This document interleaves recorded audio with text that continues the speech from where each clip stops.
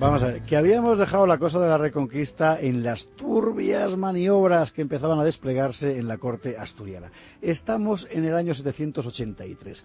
La reina Adosinda, viuda de Silo, lo había dispuesto todo para que subiera al trono el joven Alfonso, hijo de Fruela y doña Munia. Así la corona de Asturias retornaría a la sangre de Pelayo. Muchos magnates, la gente importante, sancionaba la propuesta. Pero en la sombra alguien mueve rápidamente los hilos de la conspiración y, como por arte de birlibirloque, la corona escapa de las manos de Alfonso y aparece sobre la cabeza de un tal Mauregato. Bueno, propiamente hablando, es un golpe de estado. Al joven Alfonso no le queda más remedio que esconderse. Lo hace en tierras de los vascones, al amparo de los parientes de su madre, doña Munia, y Adosinda, la reina viuda, ingresa en un convento. ¿De dónde había salido Mauregato? Mauregato era un bastardo regio. Nació de los amores de Alfonso I con una mujer llamada Sisalda. Recordemos, Alfonso, hijo del duque Pedro de Cantabria, se casa con Ermesinda, la hija de don Pelayo. A la muerte de Fabila, el del oso aquel que ya contamos en su día, sí. Alfonso sube al trono. Él será quien extienda el reino hasta Galicia por el oeste y hasta las tierras vasconas por el este. Será también él quien amplíe la frontera del reino hacia el sur, hacia el Valle del Duero. Alfonso y Ermesinda tuvieron 3 hijos. Fruela I, que reinó, Vimarano, que murió a manos de este hermano suyo, Fruela, y Adosinda, que fue la mujer del rey Silo. ¿Lo tenemos claro? Pues cuando Ermesinda muera, Alfonso buscará consuelo en los brazos de una concubina, Sisalda. De ahí salió Mauregato, sí, que, repares en ello, era hermanastro, bastardo, de Adosinda. Seguimos liados en asuntos de familia. Bueno, si no se entera usted ya lo ve en la web otro día porque es complicado. Ahora, nuevo enigma. ¿Quién era exactamente esta Sisalda, la amante de Alfonso I? Bueno, no tenemos ni idea, no lo sabemos. Unos la presentan como una sierva de origen musulmán, quizás apresada en cualquiera de las campañas de Alfonso y su aguerrido hermano Fruela Pérez por tierras del Duero. Otros dicen que era una sierva de origen astur, pero bueno, la tradición establece la idea de que Mauregato tenía sangre mora, de manera que de origen astur no sería su madre. Bueno, y otros, en fin, dicen que Sisalda era una noble local, pero entonces, ¿por qué Alfonso no la desposó? ¿Por ahorrarse problemas de herencia o qué? Bueno, lo cierto en todo caso es que Alfonso, viudo, consoló su soledad con Sisalda y el fruto fue nuestro problemático Mauregato. Problemático sí, porque la tradición nos lo ha pintado con rasgos verdaderamente repulsivos. De entrada el personaje aparece definido por el sello de la traición. Ha maniobrado para apartar del trono a un candidato más legítimo, es un usurpador. Y luego tenemos que Mauregato, además de tener sangre mora, ser un bastardo y ser un usurpador, era feo, sucio y deforme. Toma ya. ¿Lo era? Quizá no, pero en la narración de la Reconquista hay grandes espacios donde la historia deja paso a la leyenda. Y eso es precisamente lo que ocurre en la mayor falta que se achaca a Mauregato: haber cedido a los moros el ominoso, humillante, intolerable tributo de las 100 doncellas.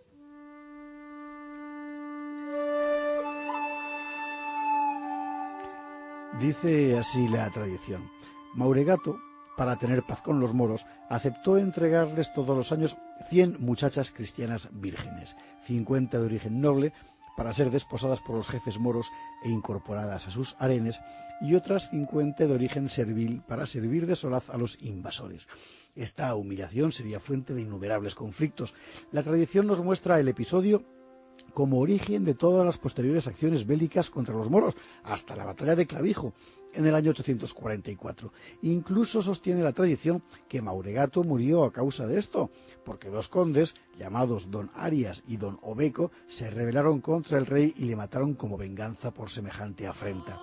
El pueblo tampoco llevó con mansedumbre la humillación. Por ejemplo, los vecinos de Simancas, forzados a entregar a sus doncellas, resolvieron entregarlas, sí, pero antes les cortaron las manos.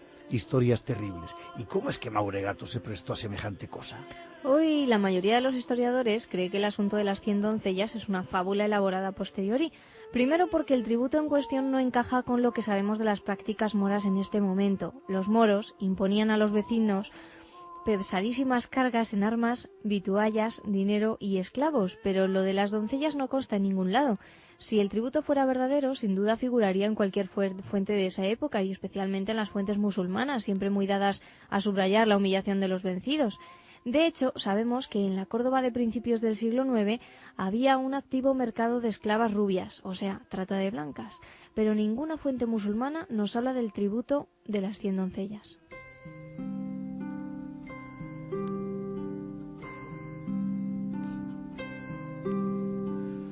Bueno, y entonces es todo una invención. Hay varias leyendas populares que hablan de este asunto.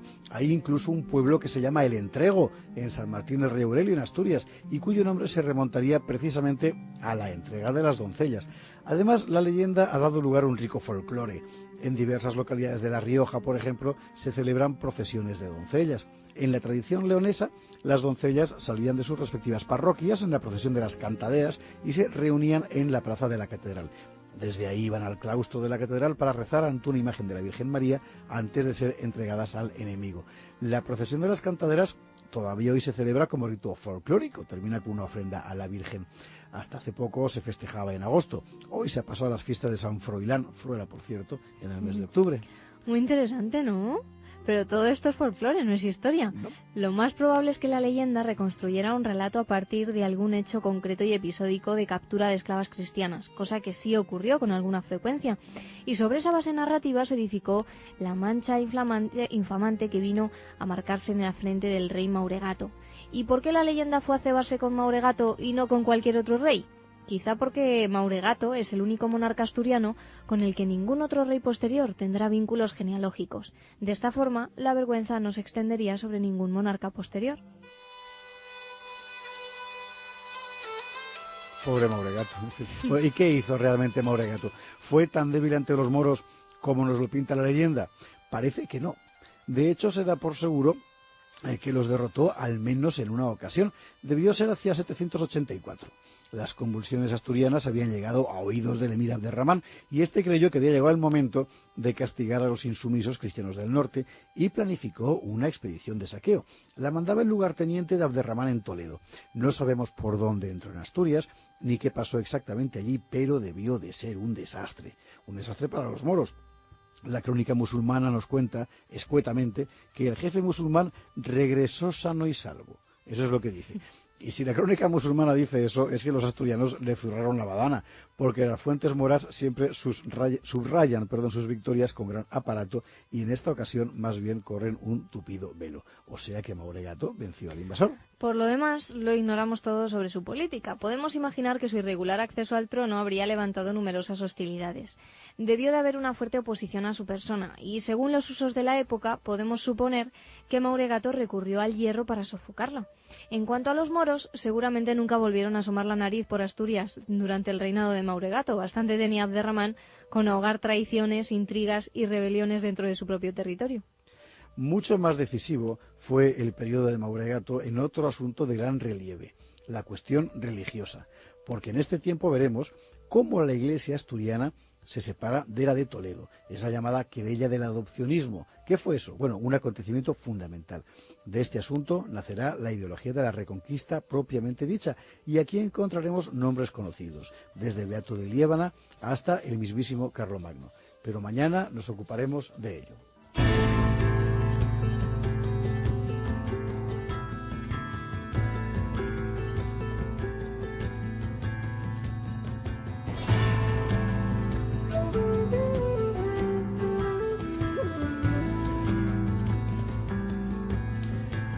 Mauregato, ¿que cómo acaba Mauregato? Me preguntaba Almudena. Reinó poco, apenas 6 años.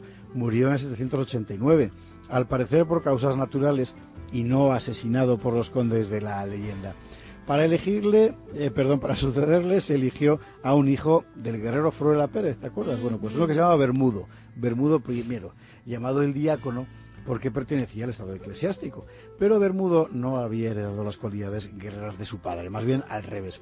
Y además, en aquellos mismos años, subía al trono cordobés un tal Hisam, hijo de Abderramán, cuya primera iniciativa será reactivar la guerra contra Asturias. Tras varias derrotas ante los moros, Bermudo dice que él no ha nacido para esto y abdica. Y así llegará al trono, por fin, Alfonso II, aquel muchacho, hijo de Fruela y doña Munia, escondido primero en el monasterio de Samos, criado después a la sombra de Adosinda y Silo, refugiado luego en tierras vasconas, que hay que ver qué vida llevó. Bueno, con este Alfonso, conocerá Asturias Una época tan peligrosa como fascinante. Pero esto ya lo iremos viendo todo poco a poco. Y mañana, Beato de Liébana.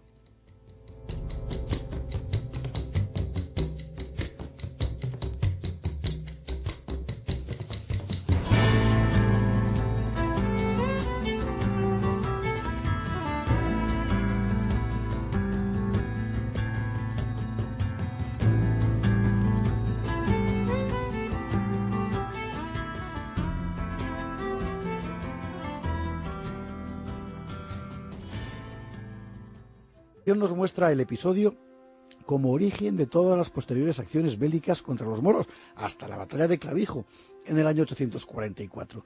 Incluso sostiene la tradición que Mauregato murió a causa de esto, porque dos condes, llamados Don Arias y Don Obeco, se rebelaron contra el rey y le mataron como venganza por semejante afrenta. El pueblo tampoco llevó con mansedumbre la humillación. Por ejemplo, los vecinos de Simancas, forzados a entregar a sus doncellas, resolvieron entregarlas, sí, pero antes les cortaron las manos. Historias terribles. ¿Y cómo es que Mauregato se prestó a semejante cosa? Hoy la mayoría de los historiadores cree que el asunto de las 100 doncellas es una fábula elaborada a posteriori. Primero porque el tributo en cuestión no encaja con lo que sabemos de las prácticas moras en este momento. Los moros imponían a los vecinos pesadísimas cargas en armas, vituallas, dinero y esclavos, pero lo de las doncellas no consta en ningún lado. Si el tributo fuera verdadero, sin duda figuraría en cualquier fuente de esa época y especialmente en las fuentes musulmanas, siempre muy dadas a subrayar la humillación de los vencidos. De hecho, sabemos que en la Córdoba de principios del siglo IX había un activo mercado de esclavas rubias, o sea, trata de blancas, pero ninguna fuente musulmana nos habla del tributo de las 100 doncellas.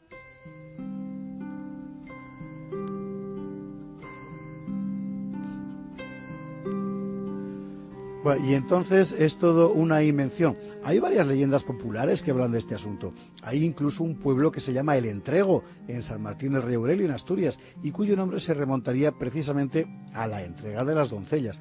Además, la leyenda ha dado lugar a un rico folclore. En diversas localidades de La Rioja, por ejemplo, se celebran procesiones de doncellas. En la tradición leonesa, las doncellas salían de sus respectivas parroquias en la procesión de las cantaderas y se reunían en la plaza de la catedral. Desde ahí iban al claustro de la catedral para rezar ante una imagen de la Virgen María antes de ser entregadas al enemigo. La procesión de las cantaderas todavía hoy se celebra como rito folclórico, termina con una ofrenda a la Virgen. Hasta hace poco se festejaba en agosto. Hoy se ha pasado a las fiestas de San Froilán, Fruela por cierto, en el mes de octubre. Muy interesante, ¿no? Pero todo esto es folclore, no es historia. No. Lo más probable es que la leyenda reconstruyera un relato a partir de algún hecho concreto y episódico de captura de esclavas cristianas, cosa que sí ocurrió con alguna frecuencia. Y sobre esa base narrativa se edificó la mancha infamante que vino a marcarse en la frente del rey Mauregato. ¿Y por qué la leyenda fue a cebarse con Mauregato y no con cualquier otro rey? Quizá porque Mauregato es el único monarca asturiano con el que ningún otro rey posterior tendrá vínculos genealógicos. De esta forma, la vergüenza no se extendería sobre ningún monarca posterior. Pobre Mauregato. ¿Y qué hizo realmente Mauregato? ¿Fue tan débil ante los moros como nos lo pinta la leyenda? Sisalda, la amante de Alfonso I. Bueno, no tenemos ni idea, no lo sabemos. Unos la presentan como una sierva de origen musulmán, quizás apresada en cualquiera de las campañas de Alfonso y su aguerrido hermano Fruela Pérez por tierras del Duero. Otros dicen que era una sierva de origen astur, pero bueno, la tradición establece la idea de que Mauregato tenía sangre mora, de manera que de origen astur no sería su madre. Bueno, y otros, en fin, dicen que Sisalda era una noble local, pero entonces, ¿por qué Alfonso no la desposó? ¿Por ahorrarse problemas de herencia o qué? Bueno, lo cierto en todo caso es que Alfonso, viudo, consoló su soledad con Sisalda y el fruto fue nuestro problemático Mauregato. Problemático sí, porque la tradición nos lo ha pintado con rasgos verdaderamente repulsivos. De entrada el personaje aparece definido por el sello de la traición. Ha maniobrado para apartar del trono a un candidato más legítimo, es un usurpador. Y luego tenemos que Mauregato, además de tener sangre mora, ser un bastardo y ser un usurpador, era feo, sucio y deforme. Toma ya. ¿Lo era? Quizá no, pero en la narración de la Reconquista hay grandes espacios donde la historia deja paso a la leyenda. Y eso es precisamente lo que ocurre en la mayor falta que se achaca a Mauregato: haber cedido a los moros el ominoso, humillante, intolerable tributo de las 100 doncellas.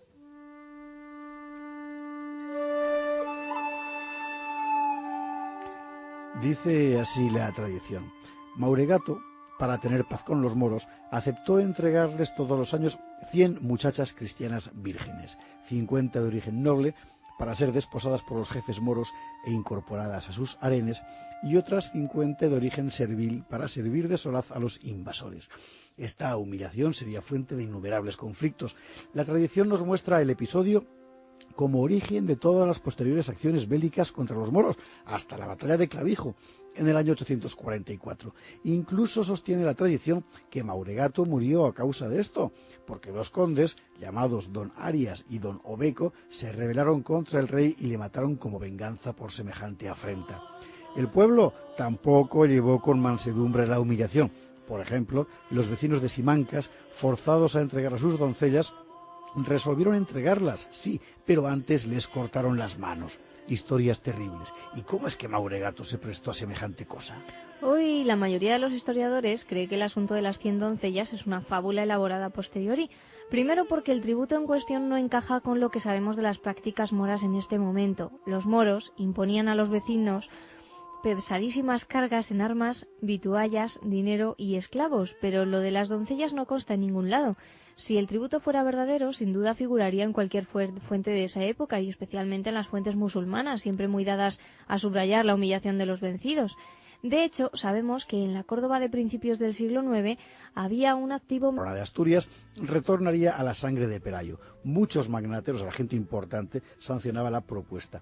Pero en la sombra alguien mueve rápidamente los hilos de la conspiración, y como por arte de birlibirloque, la corona escapa de las manos de Alfonso y aparece sobre la cabeza de un tal Mauregato. Bueno, propiamente hablando, es un golpe de Estado. Al joven Alfonso no le queda más remedio que esconderse. Lo hace en tierras de los vascones, al amparo de los parientes de su madre, doña Munia, y Adosinda, la reina viuda, ingresa en un convento. ¿De dónde había salido Mauregato? Mauregato era un bastardo regio. Nació de los amores de Alfonso I con una mujer llamada Sisalda. Recordemos, Alfonso, hijo del duque Pedro de Cantabria, se casa con Ermesinda, la hija de don Pelayo. A la muerte de Fabila, el del oso aquel que ya contamos en su día, sí. Alfonso sube al trono. Él será quien extienda el reino hasta Galicia por el oeste y hasta las tierras vasconas por el este. Será también él quien amplíe la frontera del reino hacia el sur, hacia el Valle del Duero. Alfonso y Ermesinda tuvieron 3 hijos. Fruela I, que reinó, Vimarano, que murió a manos de este hermano suyo, Fruela, y Adosinda, que fue la mujer del rey Silo. ¿Lo tenemos claro? Pues cuando Ermesinda muera, Alfonso buscará consuelo en los brazos de una concubina, Sisalda. De ahí salió Mauregato, sí, que, repares en ello, era hermanastro, bastardo, de Adosinda. Seguimos liados en asuntos de familia. Bueno, si no se entera usted, ya lo ve en la web otro día, porque es complicado. Ahora, nuevo enigma. ¿Quién era exactamente esta Sisalda, la amante de Alfonso I? Bueno, no tenemos ni idea, no lo sabemos. Unos la presentan como una sierva de origen musulmán, quizás apresada en cualquiera de las campañas de Alfonso y su aguerrido hermano Fruela Pérez por tierras del Duero. Otros dicen que era una sierva de origen astur, pero bueno, la tradición establece la idea de que Mauregato tenía sangre mora, de manera que de origen astur no sería su madre. Bueno, y otros, en fin, dicen que Sisalda era una noble local, pero entonces, ¿por qué Alfonso no la desposó? ¿Por ahorrarse problemas de herencia o qué? Bueno, lo cierto en todo caso es que Alfonso, viudo, consoló su soledad con Sisalda, y el fruto fue nuestro problemático Mauregato. Problemático sí, porque la tradición nos lo ha pintado con rasgos verdaderamente repulsivos. De entrada, el personaje aparece definido por el sello de la traición. Ha maniobrado para apartar del trono a un candidato más legítimo, es un usurpador. Y luego tenemos que Mauregato, además de tener sangre mora, ser un bastardo y ser un usurpador, era feo, sucio y deforme. Toma ya. ¿Lo era? Quizá no, pero en la narración de la Reconquista hay grandes espacios donde la historia deja paso a la leyenda. Y eso es precisamente lo que ocurre en la mayor falta que se achaca a Mauregato: haber cedido a los moros el ominoso, humillante, intolerable tributo de las 100 doncellas.